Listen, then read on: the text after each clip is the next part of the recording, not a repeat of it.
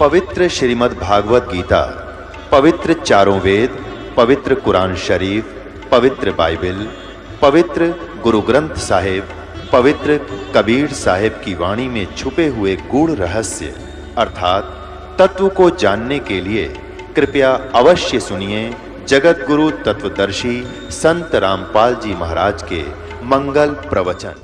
बोलो सतगुरुदेव की जय। बंदी छोड़ कबीर परमेश्वर जी की जय। बंदी छोड़ गरीबदास जी महाराज जी की जय।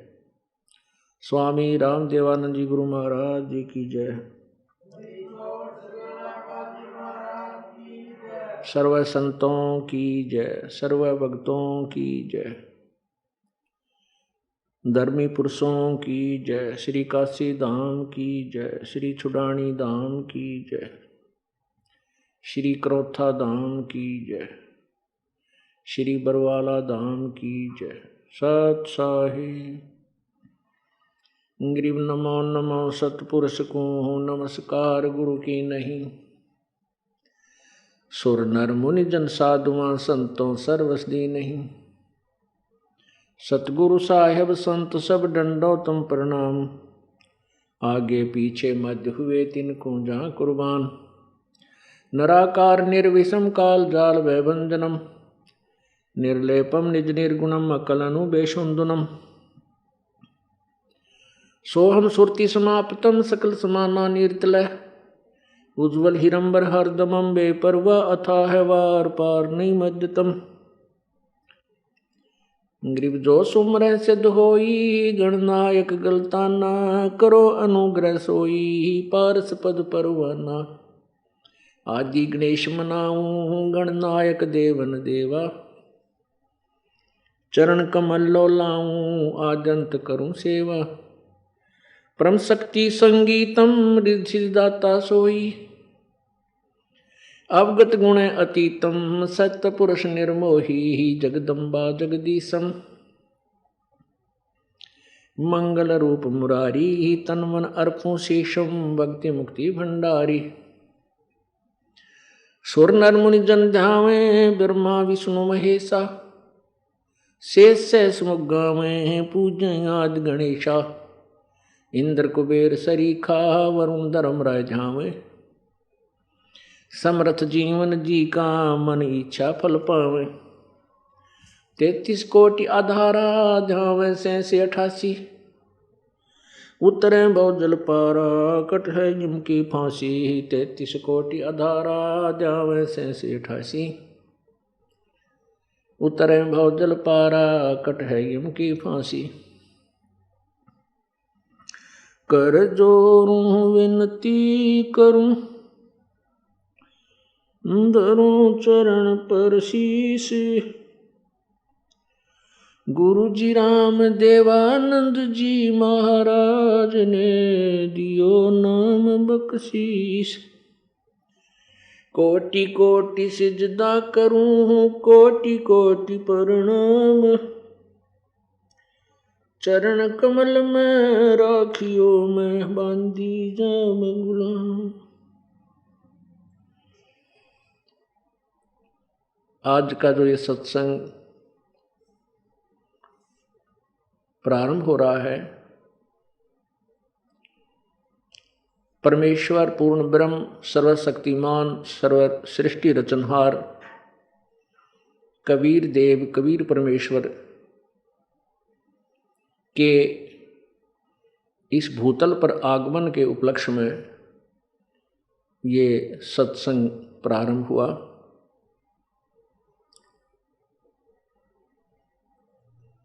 ज्येष्ठ सुदी पूर्णमासी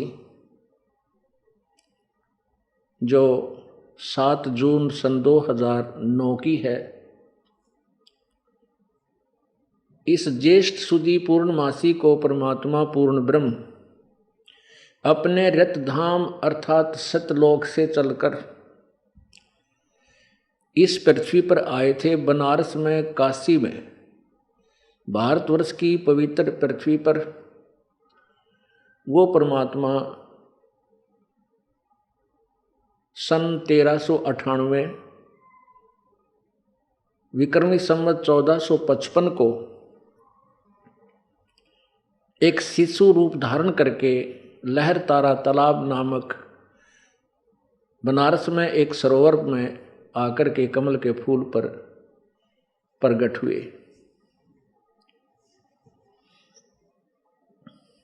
पुण्यात्माओं, इस काल भगवान ने पूर्ण रूप से परमात्मा के अस्तित्व को मिटवा रखा है। अपने अज्ञानी संतों ऋषियों को भेजकर आज तक जिस भी ऋषि महर्षि या संत गुरु की हमने विचार सुने या उनके अपने अनुभव की पुस्तकें पढ़ी, सभी ने यही बताया है कि परमात्मा निराकार है। और जब हमने सदग्रंथों को देखा इस दास ने, और जिन महान आत्माओं को परमेश्वर प्राप्त हुआ उनके अनुभव की वाणी, उनका ज्ञान जब पढ़ा, तो सदग्रंथ अर्थात पवित्र वेद, पवित्र कुरान, पवित्र पुराण, पवित्र बाइबल, पवित्र श्रीमद् भगवद गीता जी, इन सभी में परमात्मा को साकार, मनुष्य सदृश साकार, मनुष्य जैसा बताया। वो परमेश्वर अपने यथार्थ ज्ञान को, अपनी वास्तविक महिमा को स्वयं ही बताने के लिए इस पृथ्वी पर प्रकट होते हैं, समय समय पर आते रहते हैं। वो परमेश्वर चारों युगों में आते हैं और प्रत्येक युग में एक ऐसी लीला करते हैं जैसे एक जन साधारण व्यक्ति होता है, अपने कार्य को ऐसे ही जनसाधारण की तरह करते हुए और अपने तत्व ज्ञान का प्रचार भी वो साथ साथ परमेश्वर करते हैं। सतयुग में परमेश्वर सत्सुकृत नाम से आए थे। त्रेता में परमेश्वर मुनिंदर नाम से प्रकट हुए थे। द्वापर में वही परमेश्वर करुणा में नाम से प्रकट हुए थे। और कलयुग में अपने वास्तविक नाम कबीर देव से प्रकट हुए। वो परमात्मा साकार है, नर आकार है, मनुष्य सदृश है। इस ब्रह्मणा को मिटाने के लिए परमात्मा स्वयं ही प्रकट हुए थे और स्वयं ही उन्होंने अपनी अमृत वाणी में, सच्चिदानंद घन की वाणी में, अर्थात 5वें वेद में वो सर्व ज्ञान स्पष्ट किया हुआ है, अर्थात कबीर वाणी में। ज्येष्ठ सुदी अर्थात जेठ उत्तरते की पूर्णमासी को सुबह ब्रह्म मुहूर्त में, ब्रह्म मुहूर्त कहते हैं सूर्य उदय होने से 1.5 घंटा पूर्व का जो समय होता है उसको ब्रह्म मुहूर्त कहते हैं। उस समय परमात्मा सतलोक से अपने रत धाम से चलकर आए। जब परमेश्वर अपने सतलोक से चले तो उन्होंने एक शिशु रूप धारण किया और नीचे को आने लगे। उस लहर तारा तालाब बनारस के उस सरोवर पर एक अष्टानंद नाम के ऋषि प्रतिदिन की तरह उस दिन भी स्नान करके अपने ध्यान में संलग्न होने ही वाले थे। अपनी भक्ति साधना जैसी उनके गुरु महर्षि रामानंद जी ने बता रखी थी, उस साधना को करने के लिए तत्पर थे। कभी आंखें बंद कर रहे थे, कभी खोल रहे थे। इतने में क्या देखा कि आकाश से एक प्रकाश का पुंज आया, प्रकाश पुंज, प्रकाश का गोला सा आता हुआ नजर आया। अष्टानंद जी ने उसकी तरफ देखा आंखें खोलकर। वो इतना तेज प्रकाश था कि अष्टानंद ऋषि जी की आंखें चुंधिया गई, एकदम बंद हो गई। जो ही उसकी आंखें बंद हुई तो उसमें क्या देखा, नवजात शिशु यानी बिल्कुल छोटा सा बालक जो उत्पन्न होते ही होता है, ऐसा आकार दिखाई दिया। और ज्यों ही उसने फिर आंखें खोली तो क्या देखा कि वो प्रकाश उस लहर तारा तालाब के सरोवर के एक कोने में विकसित कमल के फूल के ऊपर सिमट गया। अब उस अष्टानंद जी को अब भी उसकी आंखों के सामने वो बालक जिधर भी देख रहा है, ऐसे ऊपर भी नीचे भी आंखों के सामने वो नवजात शिशु नजर आ रहा है। जैसे उदाहरण के लिए, जैसे हम सूर्य की तरफ देखते हैं, सूर्य का प्रकाश इतना तेज होता है 10-11 बजे के बाद कि हमारी आंखें उसको सहन नहीं करती। और आंखें जब सूर्य की से हटाते हैं, आंखें बंद करें या खुली रखें, तो अंदर से क्या देखते हैं कि सूर्य का आकार गोल आकार, प्रकाश नहीं दिखता, उसका आकार दिखाई देता है। और वो आंखों के सामने सूर्य का आकार बहुत समय तक बना रहता है। जिधर भी देखते हैं वो सूर्य का आकार प्रकाश रहित सामने नजर आता रहता है। ऐसी दशा अष्टानंद ऋषि जी की हो गई। ऊपर जब प्रकाश पुंज आ रहा था वो बहुत तेज था, उसकी आंखों ने देखा अवश्य, लेकिन सहन नहीं कर सकी, बंद होगी। बंद होने के बाद क्या देखा कि उसमें तो बालक था, और उस बालक का इतना तेज था वो। और फिर उस परमात्मा ने अपने तेज को समेटकर एक बालक ही रूप रख लिया और कमल के फूल पर बैठ गया, विराजमान हो गए प्रभु। अंधेरे के समय, क्योंकि सूर्योदय होने से पहले 1.5 घंटा पहले अंधेरा होता है, अंधेरे के कारण अष्टानंद जी उसे नहीं देख सके। अब अष्टानंद जी ने सोचा कि ये मेरी भक्ति की उपलब्धि है या मेरी कोई भ्रमणा है। इसका निवारण अपने पूज्य गुरुदेव महर्षि रामानंद जी से इसका निर्णय करवाऊंगा, उनसे अपनी शंका का समाधान करवाऊंगा। इस दृष्टिकोण से, इस उद्देश्य से अपनी साधना को छोड़कर ऋषि अष्टानंद जी और वहां से चल पड़े। परमेश्वर को साकार रूप में अवतरित होते हुए देखने वाले दृष्टा साक्षी श्री अष्टानंद जी अपने पूज्य गुरुदेव रामानंद जी के पास पहुंचे।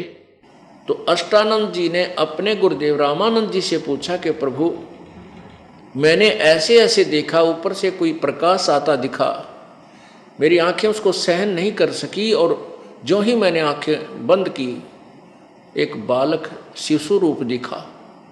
ये मेरी कोई भक्ति की उपलब्धि है या कोई मेरी भ्रमणा है?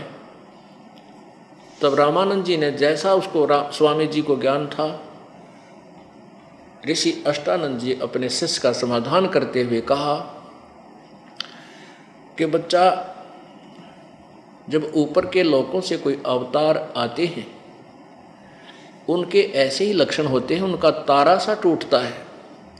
अब वो किसी माँ के गर्भ में जन्म लेंगे और यहाँ आसपास अपनी कोई लीला करेंगे। इतना ज्ञान स्वामी महर्षि रामानंद जी को था कि माँ के बिना कोई उत्पन्न नहीं होता, क्योंकि वो स्वामी रामानंद जी जो थे श्री कृष्ण अर्थात विष्णु के कट्टर उपासक थे, और विष्णु जी उर्फ श्री कृष्ण और श्री राम जी, ये भी माँ से ही जन्म हुआ इनका भी, ये भी माँ से ही उत्पन्न हुए। इसलिए ये भगवानों को भी माता के द्वारा ही, माता के गर्भ से ही उत्पन्न होने वाले मानते हैं। और जबकि वेद बताते हैं, यजुर्वेद अध्याय नंबर 40 के मंत्र नंबर 8 में परमात्मा कबीर मनीषी परिभू स्वयंभू शुक्रम अकायम सनाविरम, शुक्रम अकायम सनाविरम। शुक्र माने शुक्रम यानी माता पिता के योग से बना हुआ, के शरीर से के बिना।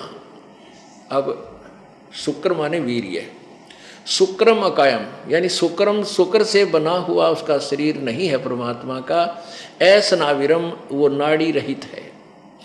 और फिर वो कबीर मनीषी परिभू स्वयंभू व्यवधाता। ओहो, व्यवधाता माने विविध सभी प्रकार के विविध प्रकार के ब्रह्मांडों का रचनहार विधाता। और स्वयंभू शब्द साथ लिखा है। स्वयंभू का अर्थ है स्वयं अपने आप, उसका कोई जन्मदाता नहीं होता वो परमात्मा। परिभू यानी सबसे पहले वाला परमेश्वर, सनातन भगवान, सबसे पहले जो वाला। तो यहाँ पर स्वयंभू शब्द इसमें साथ लिखा है। तो इन ऋषियों महर्षियों ने अपनी सोच से परमात्मा को ये और फाइनल कर लिया कि इसमें लिखा है शुक्रम अकायम, शुक्रम छोड़ दिया, अकायम असनाविरम। अब अकायम लिख दिया तो असनाविरम लिखने की क्या जरूरत थी, क्या आवश्यकता थी? फिर स्वयंभू यदि वो निराकार है, काया रहित है, तो अकायम शब्द बहुत था।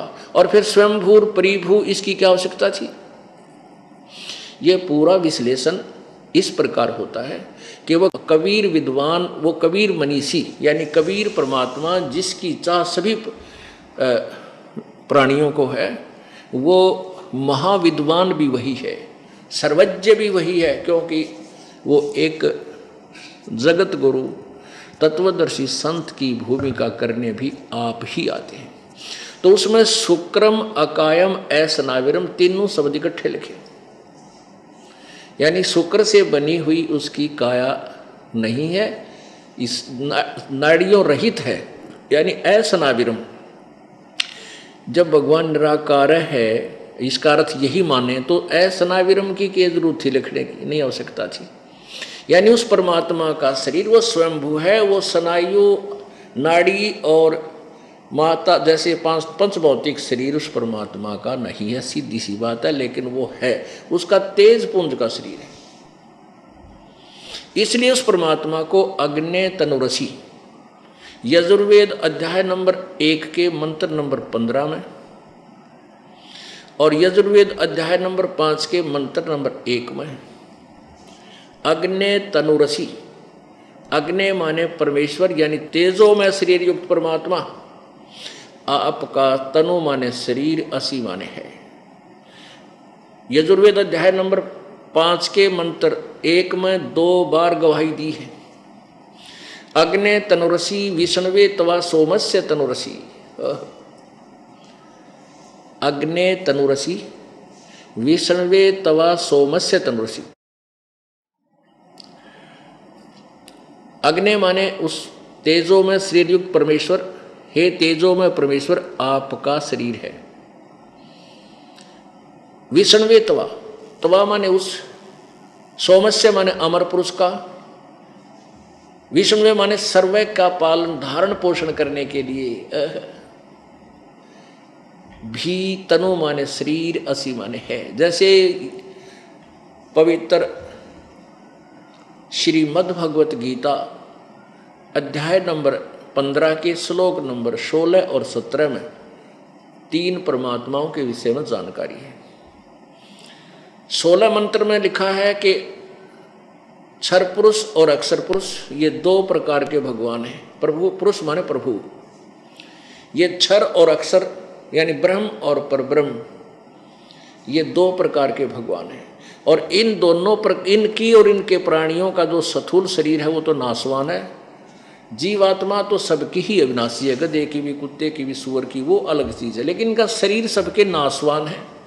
फिर 15वें गीता जी अध्याय नंबर 15 के श्लोक 17 में स्पष्ट किया है कि उत्तम पुरुष है तो अन्य, उत्तम पुरुष यानी पुरुषोत्तम, सर्वश्रेष्ठ यानी श्रेष्ठ प्रभु, वास्तव में भगवान, वो तो इन ऊपर वर्णित 16वें श्लोक में वर्णित उन दोनों से कोई और है, वही वास्तव में परमात्मा कहा जाता। यह लोकतरम आविश्य विभर्ति अवय ईश्वर है। अब यहाँ इन दोनों पवित्र सदग्रंथों के मेल मिलते हैं, पवित्र गीता जी, पवित्र वेद, क्योंकि पवित्र चारों वेदों का सारांश ही पवित्र श्रीमद् भगवत गीता जी है।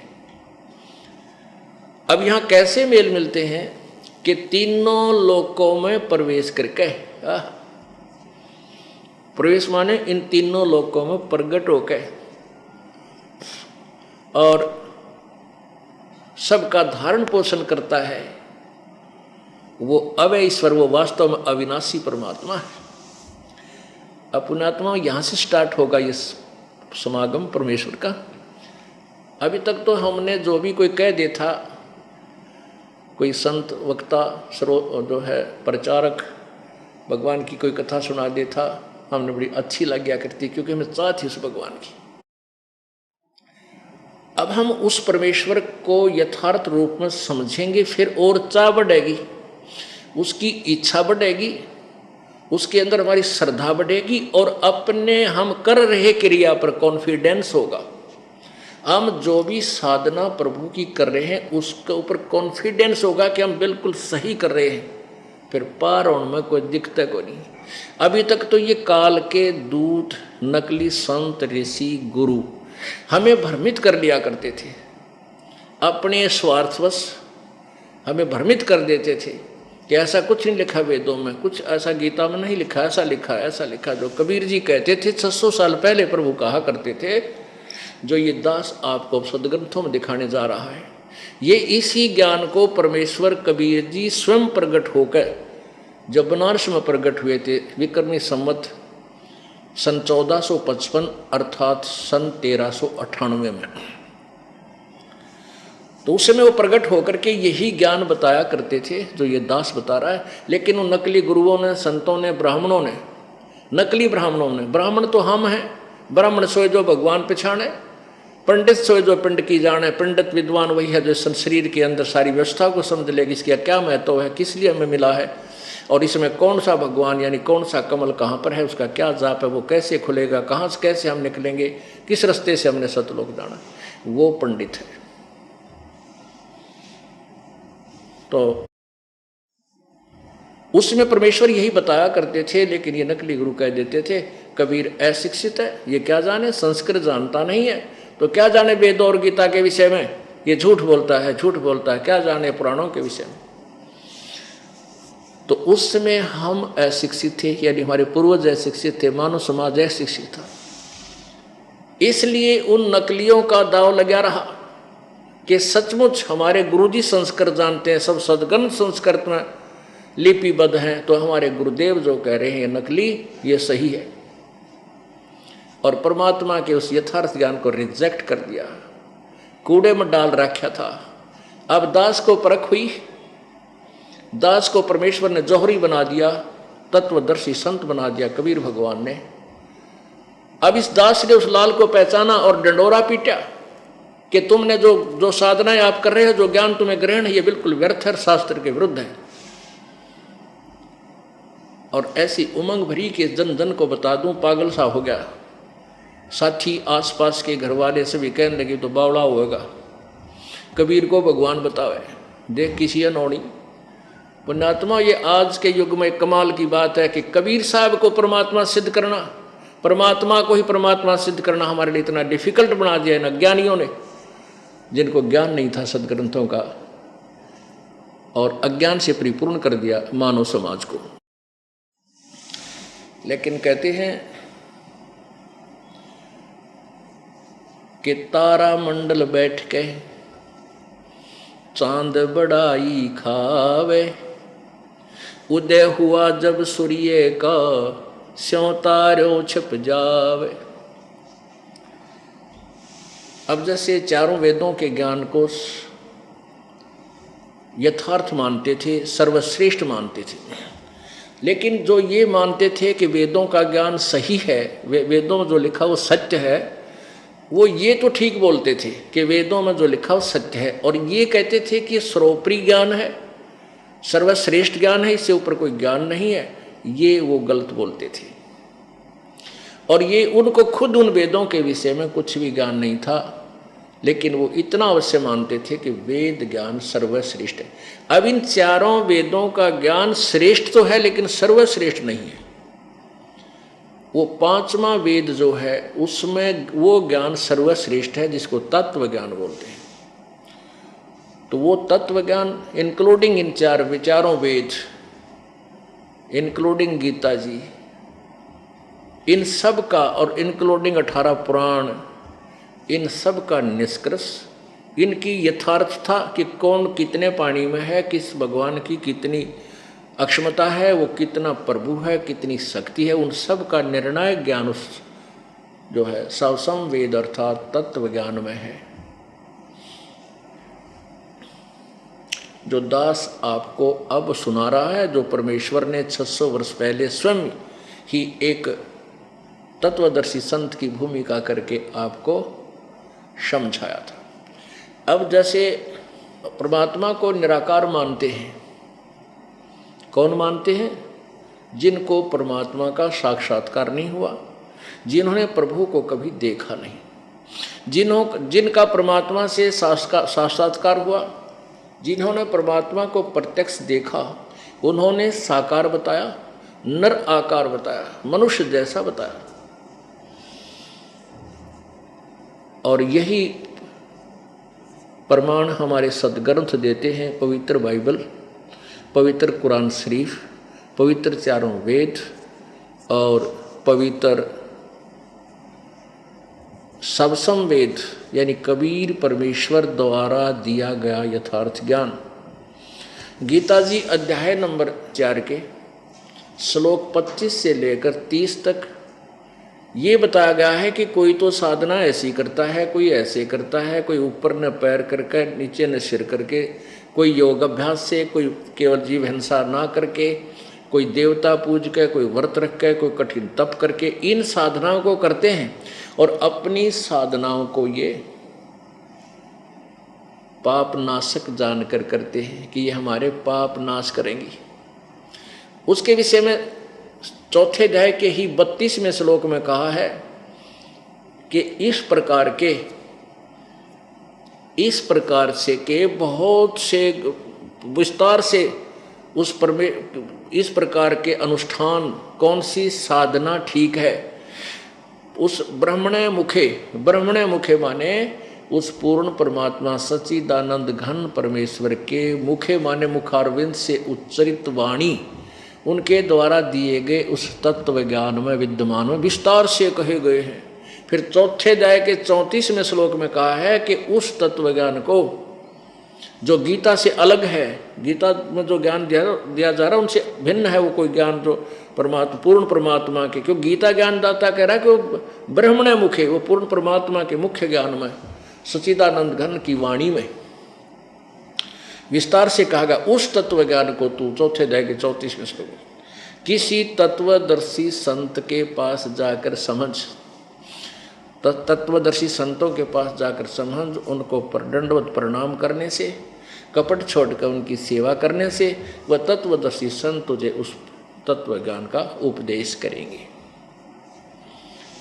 तो पुण्यात्माओं, वो जो सवसम वेद है उसमें वो यथार्थ ज्ञान भरा हुआ है और उसी का समर्थन जो परमेश्वर ने अपने सिंपल लैंग्वेज में उस क्या रहा, इस तत्व ज्ञान को रिजेक्ट करने का मुख्य कारण क्या रहा कि परमेश्वर ने वो ज्ञान एक सिंपल लैंग्वेज में लिखवाया। कबीर वाणी, लोकोक्तियों के माध्यम से, श्लोकों के माध्यम से, कविताओं के माध्यम से परमात्मा ने उच्चारण किया। अब पुण्यात्मा,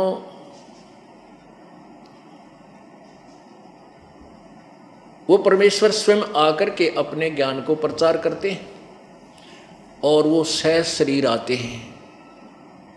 परमात्मा सह शरीर है और गीता जी अध्याय नंबर 15 के श्लोक नंबर 17 में कहा है कि उत्तम पुरुष है तो अन्य परमात्मा इति उदाहरते, वो जो पुरुषोत्तम है यानी सबसे उत्तम पुरुष भगवान है वो तो कोई और है, उनसे और है जो ऊपर 16वें श्लोक में कहा, उनसे भी क्षर पुरुष और अक्षर पुरुष से कोई अन्य है और वही तीनों लोकों में प्रवेश करके है, सबका धारण पोषण करता है, अवय ईश्वर है, वो अविनाशी प्रभु है।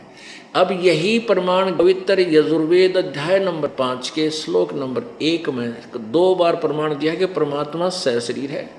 अग्नि तनुरसी परमेश्वर, हे परमेश्वर आप सहशरीर हैं, और विष्णुवे तवा सोमश्य तनुरसी, तवा माने उस सोमस्य माने अमर पुरुष का, विष्णुवे माने सब क्या धारण पोषण करने के लिए, तनो माने शरीर, असी माने है शरीर है।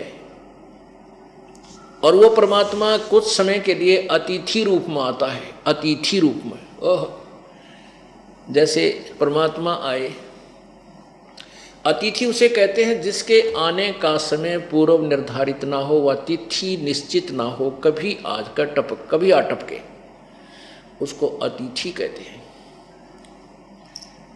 अब देखिएगा, ये देखिएगा पवित्र यजुर्वेद ये प्रमाणित करता है कि परमात्मा पूर्ण ब्रह्म सशरीर है और वो सबके पालन धारण पोषण करने के लिए जब तीनों लोकों में प्रवेश करके यानी यहाँ प्रकट होता है तो भी उसका एक शरीर होता है और वो अतिथि रूप में आता है। और वो अतिथि रूप में आया हुआ परमात्मा ही सबके लिए पूज्य होता है, वही पूजा के योग्य है। यानी वो गुरु रूप में जो होता है वो परमात्मा ही होता है और वही अतिथि रूप में आया हुआ परमात्मा ही वास्तव में पूज्य है। ये देखिएगा पवित्र यजुर्वेद, ये महर्षि दानव सरस्वती,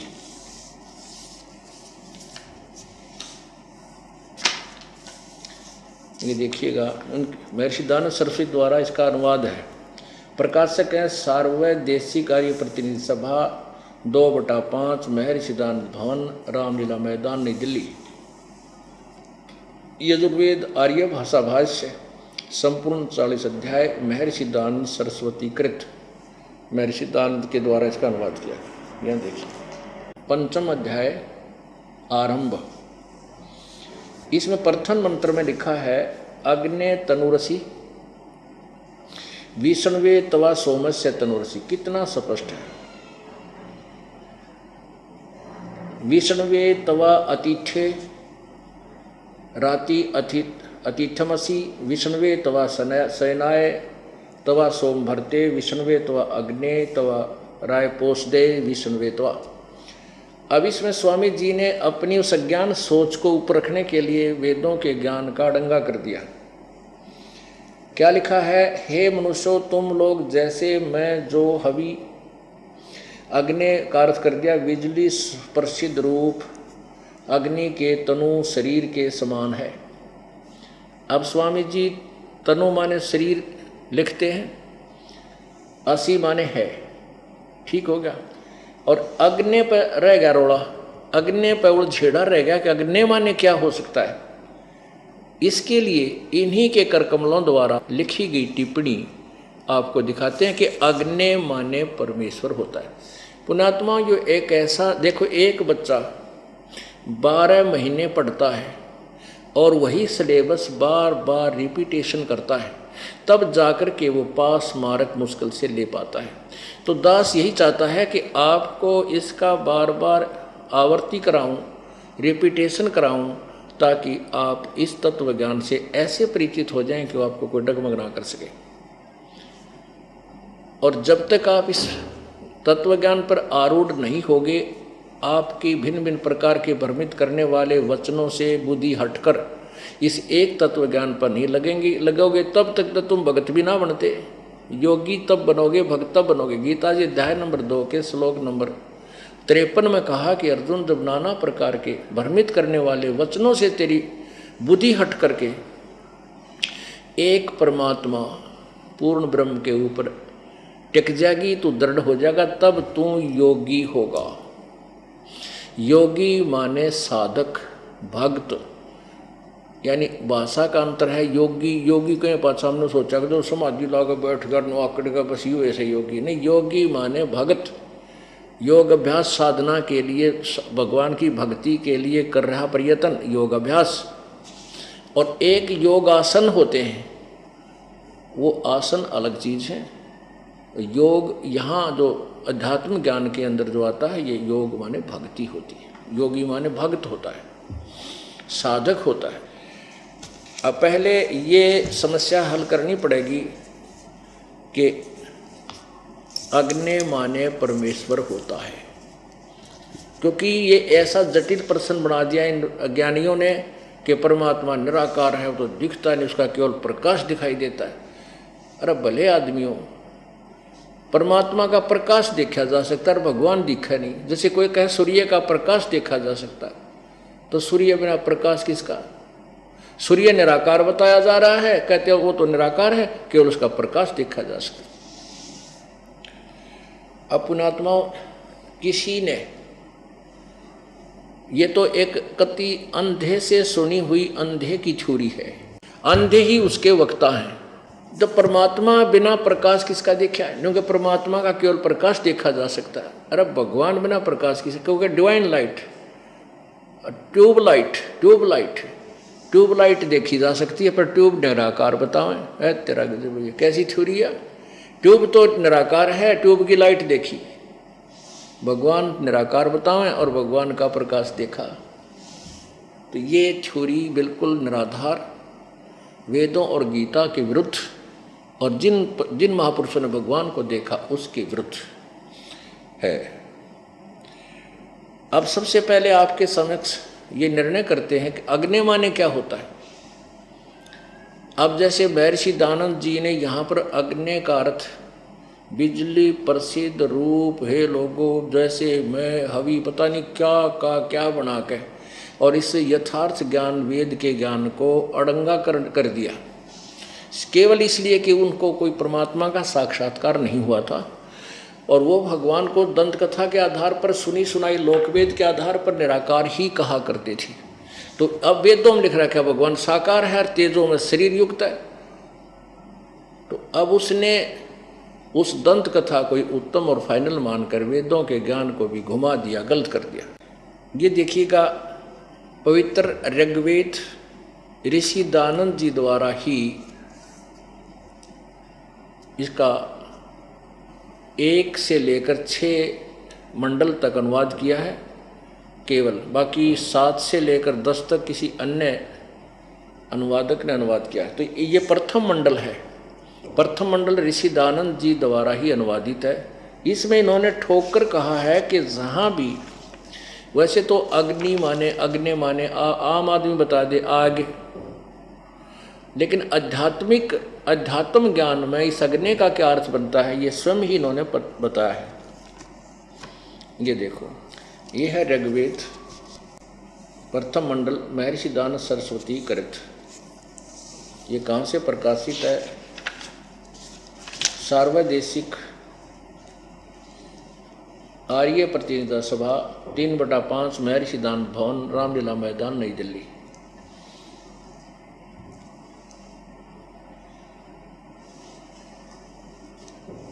ये यहाँ से प्रकाशित छपा है। ये देखो, इसके प्रथम ऋग्वेद अथ ऋग्वेद भाषा भाष्यम, प्रथम मंडल प्रथम सूक्त। इसमें लिखा है अग्निम इले।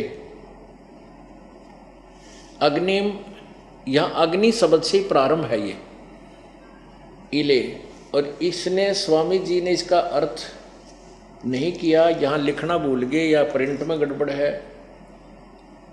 यहाँ पर ये आना चाहिए था अग्निम अनुवाद करते समय, वेदों देवम देने तथा पदार्थों के प्रकाश करने वाले परमेश्वर। अग्नि माने परमेश्वर, यहाँ शब्द आना चाहिए थे, लेकिन प्रिंट ही भूल रहे हैं। ये 150 वर्ष से ने ठप्पे लांदे आ रहे, न देखा भी कोई, ना इसमें क्या। फिर या करके इन्होंने फिर अग्नि भी शब्द का अर्थ किया है। अब यहाँ क्या लिखा है कि यहाँ अग्नि शब्द के 2 अर्थ करने प्रमाण है। तो विशेषकर अग्नि माने आग, तो सब नैवेरा है। अब यहाँ स्पष्ट किया इन्होंने कि इत्यादि शतपथ ब्राह्मणों के प्रमाणों से अग्नि शब्द ब्रह्म और आत्मा, इन 2 अर्थों का वाची है। इस प्रमाण में अग्नि शब्द से प्रजा शब्द करके भौतिक, और प्रजापति शब्द से ईश्वर का ग्रहण होता है। इस प्रकार इस प्रमाण के सत्याचरण के नियमों को जो यथावत पालन करता है सो ही व्रत कहता, और इस व्रत का पति परमेश्वर है। इसलिए इस ऋग्वेद के प्रमाण से ज्ञान देने वाले तथा सर्वज्ञ प्रकाश करने वाले विशेषण से अग्नि शब्द करके ईश्वर का ग्रहण होता है। यानी स्पष्ट किया इन्होंने कि अग्नि माने जहाँ भी अध्यात्म ज्ञान है प्रकरणवश जो है अग्नि माने परमेश्वर होता है। अग्नि माने आग तो सब ने बेरा है, तो अंडरस्टूड है, ये समय तो विश्लेषण की जरूरत है कोई ना।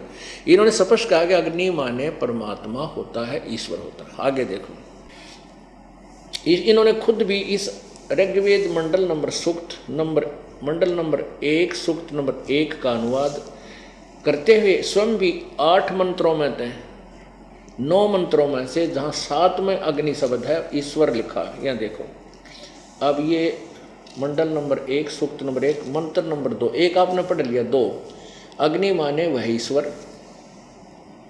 आगे देखो 2 में, अब 3 में देखो इन्हीं का मंडल नंबर 1 सूक्त नंबर 1 अग्नि मंत्र नंबर 3 अग्निम व अग्निना एव अच्छी प्रकार ईश्वर की उपासना, यानी अग्नि माने ईश्वर। अच्छा 4 में देखो अग्नि माने हे परमेश्वर। आगे देखो, अब 5 में है नहीं, 6 में है, 6 में अग्नि माने परमेश्वर। फिर 7 में देखो, 7 में अग्नि माने हे सब के उपासना करने योग्य परमेश्वर, अग्नि माने परमेश्वर। और 9 में अग्नि माने ज्ञान स्वरूप परमेश्वर। और तरह के देखो ये, और देखो सूक्त नंबर 96 के मंत्र नंबर में 9 मंत्र हैं, 8 में अग्नि माने परमेश्वर शब्द लिखा है।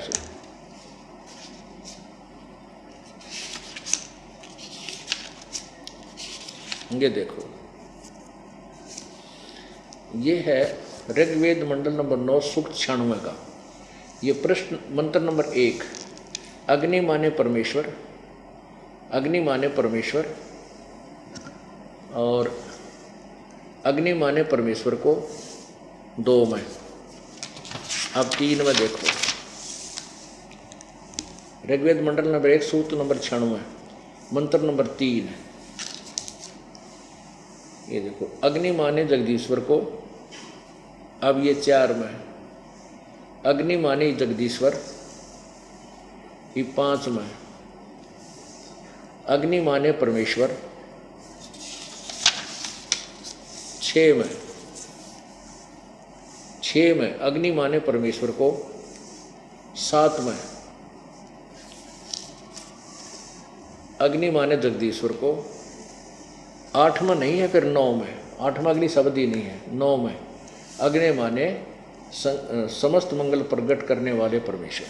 अब पुण्यात्माओं, अब यहाँ अग्नि तनुरसी, और यहाँ लिख देता भगवान परमेश्वर से, परमेश्वर शब्द लिख दे, बात खत्म हो जाती। तनु माने शरीर अपने आप लिख रहे हैं स्वामी जी, और असी माने है।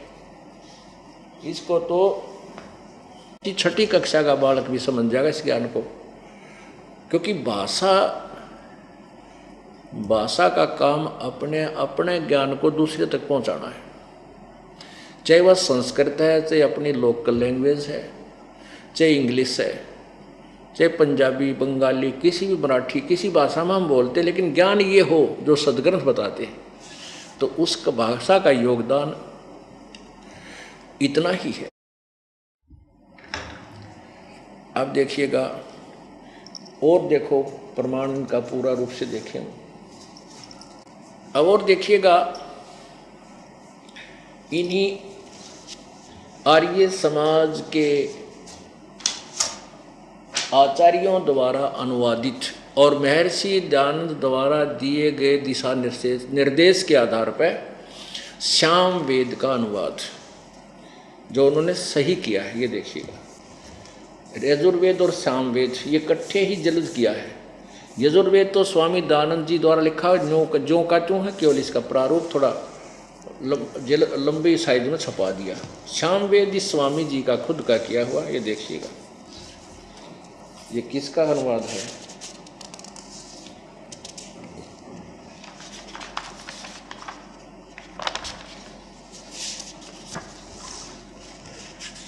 ये देखो यहां से,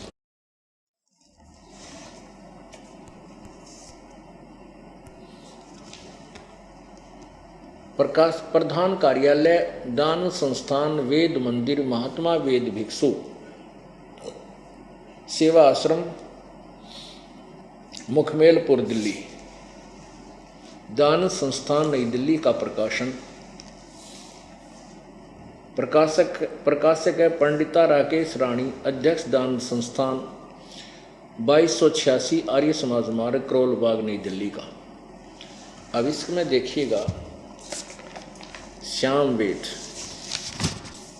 ये देखिएगा सामवेद,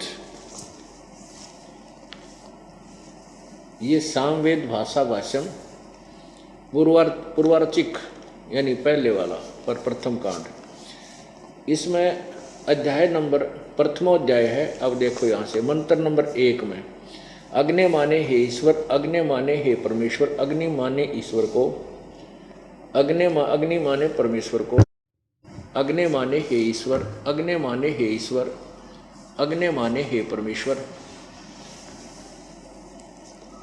अग्नि माने हे ईश्वर, अग्नि माने हे परमेश्वर, अग्नि माने हे परमेश्वर, अग्नि माने परमेश्वर हे परमेश्वर, अग्नि माने हे परमेश्वर। और भी जहाँ भी अग्नि शब्द है वो सही अनुवाद किया है इस महापुरुष ने स्वामी दयानंद जी की के दिशा निर्देश के आधार पर। ये देखो जहाँ भी देखोगे अग्नि माने परमेश्वर परमेश्वर। अब पुण्य आत्माओं, अब जहाँ स्वामी जी की वह अज्ञान थ्योरी फेल हुई थी कि परमात्मा निराकार है, वेद ही फेल कर रहे थे, वहाँ गोबर कर दिया इस ज्ञान का, वेद ज्ञान को अपने अर्थों का भी अनर्थ कर डाला। यहाँ देखिए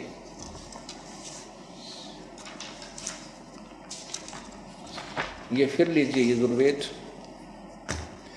ये देखिएगा यजुर्वेद महर्षि दान सरस्वती कृत, ये वही यजुर्वेद जो आपको पहले दिखाया था कि ये कहाँ से छपा है।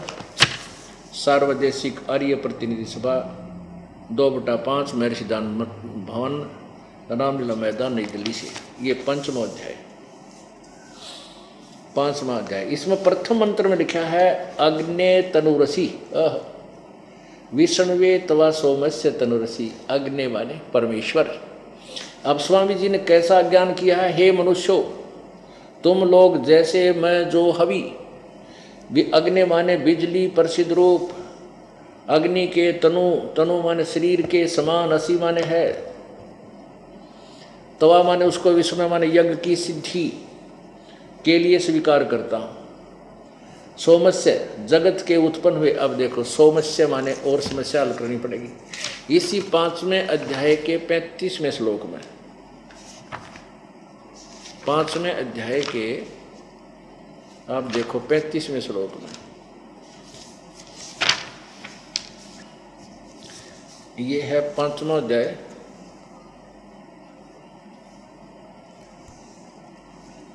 पंचमों अध्याय यजुर्वेद भाषा भाषा। ये 35वां मंत्र है। सोम माने ऐश्वर्य देने वाले परमेश्वर जगदीश्वर और सोम। अब यहाँ आ जाइए फिर सोमस्य, संस्कृत में सोमस्य, सोमस्य माने अमर पुरुष का, सोमस्य। ये जिन्होंने थोड़ी भी संस्कृत पढ़ी होगी 6ठी 7वीं में वो भी समझ जाएगा। अग्नि माने अग्नि तनुरसी, तनु माने श्री स्वामी जी बताए रहे, हमने डिक्शनरी ठाण की आवश्यकता नहीं। और असी माने है, अग्नि माने 100 जगह लिखा परमेश्वर, तो हम यहाँ अग्नि के साथ में लिखते हैं परमेश्वर, हे परमेश्वर, ये सब निकाल दें यहाँ से। अग्नि माने हे परमेश्वर, आपका तनु माने शरीर, असी माने है, बस आपका शरीर है। फिर दोबारा लिख दिया कि तवा माने उस, सोमस्य, सोमस्य माने अमर पुरुष का, विष्णु माने सबके तीनों लोकों में प्रवेश करके सबका धारण पोषण करने के लिए भी तनु माने शरीर, असी माने है। तनु माने शरीर, ये विस्तार सामग्री लिख दी। शरीर माने तनु माने शरीर, असी माने है। अब इस दास के द्वारा किया हुआ इसका अनुवाद ये देखिएगा, ये देखिएगा इसमें मुझदास के द्वारा किया गया अनुवाद यजुर्वेद अध्याय नंबर 5 मंत्र नंबर 1 में। अग्ने तनुरसी विष्णुवे तवा सोमस्य तनुरसी, विष्णुवे तवा सोमस्य अतिथ्यम असि विष्णुवे तवा सेनाय तवा सोम भरते विष्णुवे तवा अग्ने तवा राय पोषते विष्णुवे तवा। हिंदी में अग्ने माने हे परमेश्वर आपका, तनु माने शरीर, असी माने है नथिंग एल्स, अर्थात हे परमेश्वर आप सशरीर हैं। विष्णुवे माने सर्व के पालन करने के लिए, तवा माने उस आपका, तवा माने उस, सोमस्य माने अमर परमेश्वर का, तनु माने शरीर, असी माने है तवा यानी वह परमेश्वर। विष्णुवे तत्व ज्ञान के आधार ज्ञान से परिपूर्ण करने के लिए, अर्थात तत्व ज्ञान से आत्माओं का पोषण करने के लिए अतिथि रूप में आता है। उस अतिथि रूप में आए परमेश्वर का अतिथि सत्कार करना योग्य है, अर्थात वही तत्वदर्शी संत रूप में प्रगट परमेश्वर पूज्य है। तवा माने उस परमेश्वर, विष्णु माने तत्व ज्ञान द्वारा आत्माओं का पोषण करने के लिए सेनाएं अलल पक्ष की तरह शीघ्रगामी होकर यहाँ आकर अज्ञान इंद्रा में सोए हुओं को जगाने वाला। त्वा माने वह परमेश्वर आप, सोम भरते सत्पुरुष की भक्ति रूपी अमृत से परिपूर्ण करने वाला। तवा माने आप विष्णु पालन करने के लिए विष्णु रूप से प्रसिद्ध है। अग्नेय परमेश्वर के लिए कोई भी कार्य असंभव नहीं है। वह परमेश्वर तवा माने आप, राय पोषते भक्ति रूपी धन से परिपूर्ण करने वाला। विष्णु माने वह पालन करने के लिए पालन करता है। अब इस मंत्र में वेद ज्ञान दाता भावार्थ, इस मंत्र में वेद ज्ञान दाता ने पूर्ण परमात्मा की महिमा व सतिथि बताई। इसमें 2 बार साक्षी दी है कि वह परमेश्वर सहशरीर है। उस परमेश्वर तथा अमर पुरुष का अन्य शरीर भी है, जिसको धारण करके वो इस लोक में अतिथि अर्थात मेहमान रूप में आता। अतिथि का अर्थ है जिसके ज्ञान की तिथि, आने की तिथि पूर्व निर्धारित ना हो। बिना पूर्व निर्धारित तिथि को आने वाले को अतिथि कहते हैं। वह परमात्मा अतिथि रूप में संत रूप धारण करके तत्व ज्ञान द्वारा सर्व आत्माओं को यथार्थ भक्ति साधना बताकर भक्ति रूपी धन से धनी बनाता है। वह अलल पक्षी की तरह शीघ्रगामी है, वही पूजा के योग्य है। अलल पंख अनुरागे है, सुन मंडल रथी रे, दास गरीब उदारिया वो सतगुरु मिले कबीर। परमेश्वर कहते हैं अलल पंख जो मार्ग मोरा, मेरा जो रास्ता है अलल पंख। अलल पक्षी क्या होता है ये आपको आने वाले समय में बताएंगे। आज का जो सत्संग चल रहा है वो परमेश्वर का इस भूतल पर आगमन हमारे लिए कितना महत्वपूर्ण है, इसका वर्णन नहीं कर सकते। यदि वह परमेश्वर दया नहीं करते हम भटके हुए प्राणियों पर, तो हम युगों भी, असंख्य युग भी इस काल के जाल से नहीं निकल सकते थे।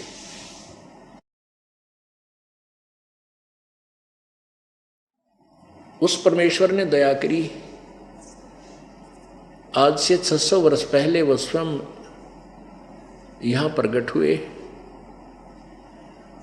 और अपने यथार्थ ज्ञान को लोकोक्तियों के माध्यम से लोकोक्तियों के माध्यम से काव्यना यानी कविताओं के द्वारा उच्चारण कर करके जनसाधारण के सामने ऊंचे स्वर में बोल के तंबूरा लेकर परमात्मा कहीं खड़े हो जाते थे ताकि कोई आकर्षित हो और मेरे ज्ञान को सुने। और परमात्मा की वाणी ऐसी जो है कसक वाली है, ऐसे आकर्षित करती है जैसे चुंबक खींच लेता है। परमात्मा की वाणी अपनी आत्मा को इतनी प्यारी लगती है जैसे बहुत ही स्वादिष्ट आनंददायक होती है, वो बहुत अच्छी लगती है। तो वो पुण्यात्माएं उस परमात्मा की वाणी को सुनकर के पुण्यात्मा प्रभु के निकट आती थी, इसलिए वो अपने ही ज्ञान को उच्चारण करके सुनाया करते थे। अपने आत्मा देखो, परमात्मा के बारे में कितना अज्ञान भर दिया इन अज्ञानियों ने। क्या लिखा है कि कबीर तो एक अशिक्षित था, जुलाहा था, वो वेद गीता पढ़ नहीं सका। कई पंडितों के पास भरभूख में, उन्होंने उसको जुलाहा होने के नाते ब्राह्मणों ने उसको शिक्षा नहीं दी, इसलिए वो तंबूरे लेकर गाता था।